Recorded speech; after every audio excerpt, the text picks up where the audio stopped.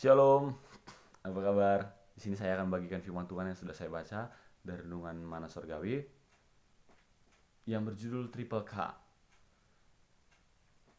Jadi biasa kan kemarin saya baca sambil saat teduh. Ini saya baca dulu baru saya sharing lagi sama teman-teman. Karena saya merasa bahwa kalau saya baca sambil saat teduh itu kayak kurang fokus gitu teman-teman. Kalau ini kan bisa lebih fokus gitu. Dia Matius 6 ayat 19. Matius 6 ayat 19 sampai 21. Hal mengumpulkan harta. Janganlah kamu mengumpulkan harta di bumi ngengat dan karat merusakkannya dan pencuri membongkar serta merusakkannya dan mencurinya. Tetapi kumpulkanlah bagimu harta di sorga, ngengat dan karat tidak dapat merusakkannya dan pencuri tidak dapat membongkar serta mencurinya. Karena di mana hartamu berada, di situ juga hatimu berada. Triple K. Triple K.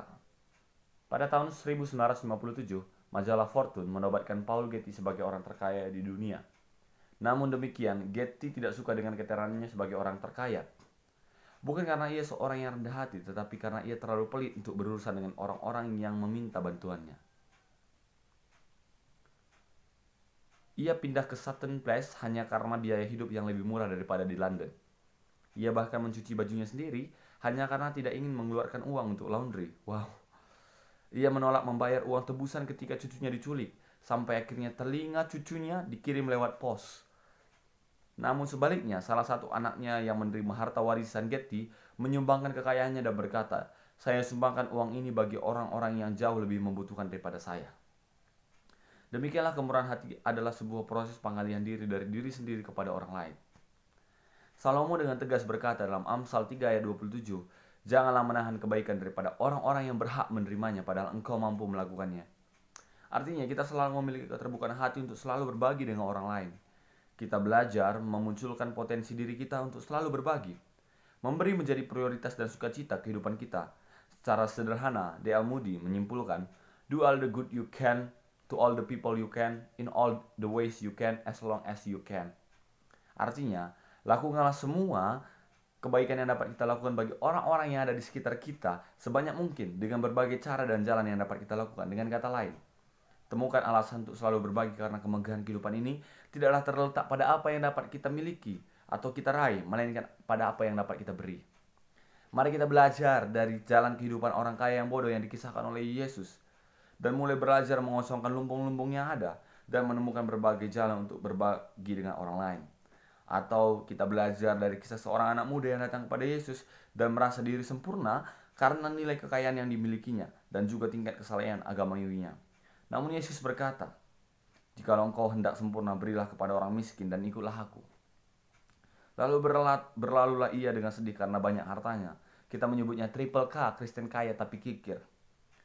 Kita mudah terperangkap dalam gaya hidup anak muda yang kaya ini. Kita berusaha menaruh perhatian pada manusia rohani kita. Namun kita lupa untuk menyempurnakannya dengan memupuk nilai kemurahan hati kita.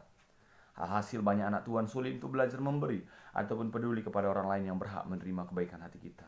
Ingatlah, kita tidak akan dapat menjadi murid Kristus yang sejati jika kekuatan mammon masih membentengi kehidupan kita.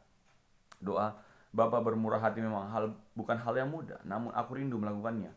Beriku hati yang peduli kepada samaku yang membutuhkan. Dalam nama Tuhan Yesus, amin."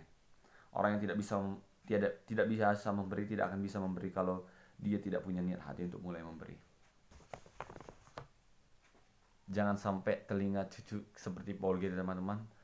Sekalipun dikirim telinga cucunya lewat kantor pos, dia tetap tidak mau memberikan uangnya gitu. Padahal dia meninggal juga nya. Dan saya juga rindu membagikan firman Tuhan dari Amsal 25 ayat 28. Orang yang tak dapat mengendalikan diri adalah seperti kota yang roboh temboknya.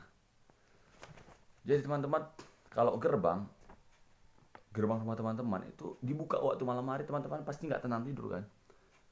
Gitu juga dengan pengendalian diri teman-teman. Kalau kita nggak bisa mengendalikan diri, itu seperti kita membuka gerbang pada malam hari, orang akan bebas masuk gitu. Kita kan nggak bisa mengontrol lagi gitu. Tapi kalau kita bisa mengendalikan diri kita, kita akan bebas. Kami bersyukur Tuhan buat firman-Mu yang sudah kami dengar. Kiranya firman ini bisa menjadi kekuatan baru dalam hidup kami Tuhan. Terpujilah nama Tuhan. Haleluya. Amin. Tuhan Yesus memberkati. God bless.